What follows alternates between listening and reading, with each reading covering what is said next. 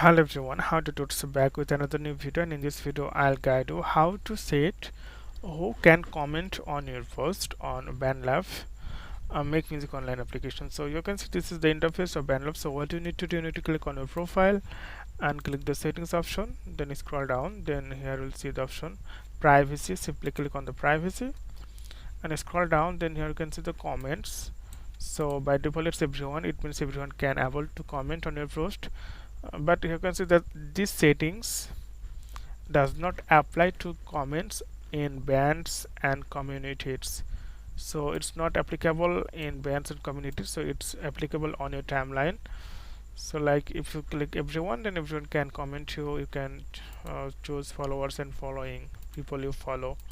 So after that, like if you click followers in following, it means only your followers and following people can comment on your post.